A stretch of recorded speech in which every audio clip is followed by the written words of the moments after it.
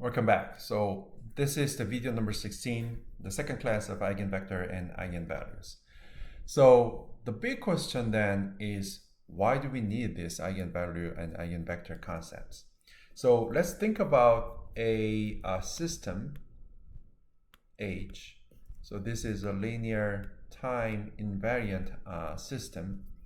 So discrete input X comes in, then go through this system, the output comes out. So if there is a special input,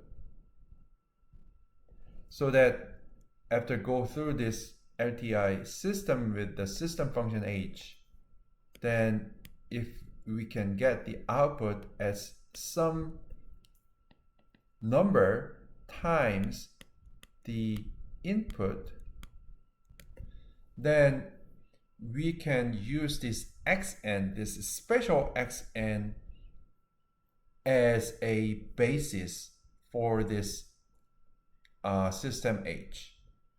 So then we can use these eigenvalues associated eigenvalues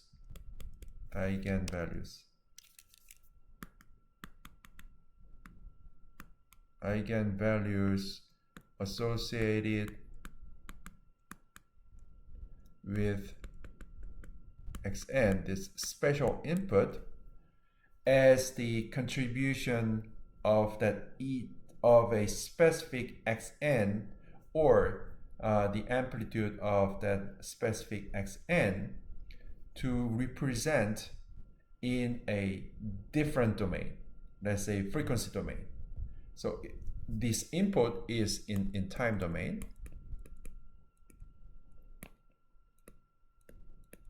If you can define or find the series of the special xn's that can be some number multiplied with itself, then it's going to be very easy to represent or to transform from one domain to another domain. For example, time domain to the frequency domain, right?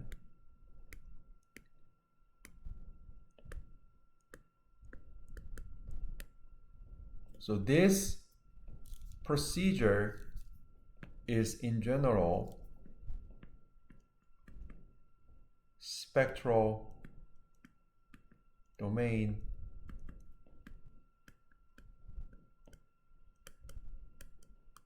representation. So, or the frequency domain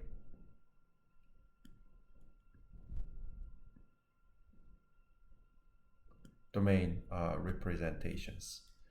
So then we easily can figure out what frequency components has or influence to the whole system. So by figuring out the lambda, the eigenvalues, right? So the vector x, or the input xn, is going to be the eigenvalues. So in this case, xn input in time domain signal is going to be eigenvector of the system LTI system H, and the lambda is the eigenvalue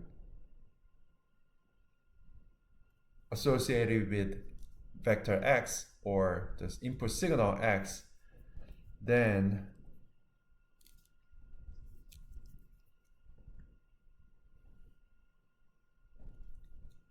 we can use this information for the transformation from one domain to another domain. So in this case, what would be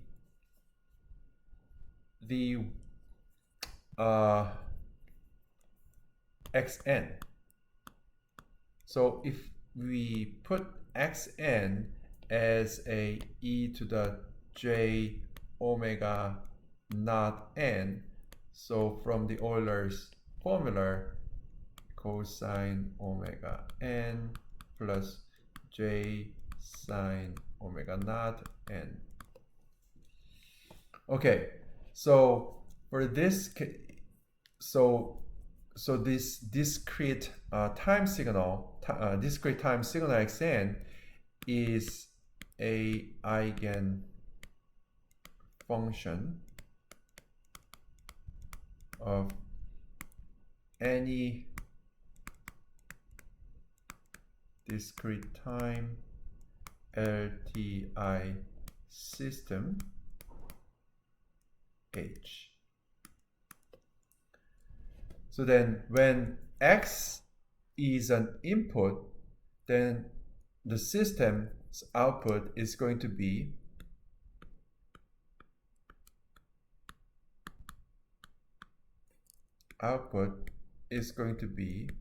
some number multiplied with that specific frequency n, right? And then if you change the frequency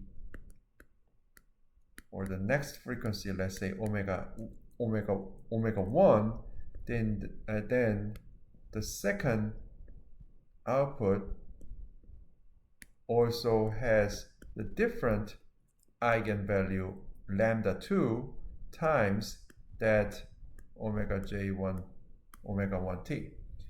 And then this will be true for all different frequency components. Now frequency omega 2, then the output yn is going to be the third lambda e to the j omega 3, should be 3, right? Because 0 and now it's 2 n, and then this is going to be true for infinite number of omegas, so for up to omega infinity. So then if you plot this in the omega domain, which is the frequency domain, and for the omega 0, omega 1, omega 2 to the infinite number of the omegas, then if you draw the contribution or the value of these lambdas, let's say lambda 1 is here, lambda 1, this is lambda 2, and this is lambda 3, then you can easily know the contribution of each frequency components after you transform from time domain signal, so xn time domain signal, into the frequency domain representations. So this is the beauty of the frequency domain representations.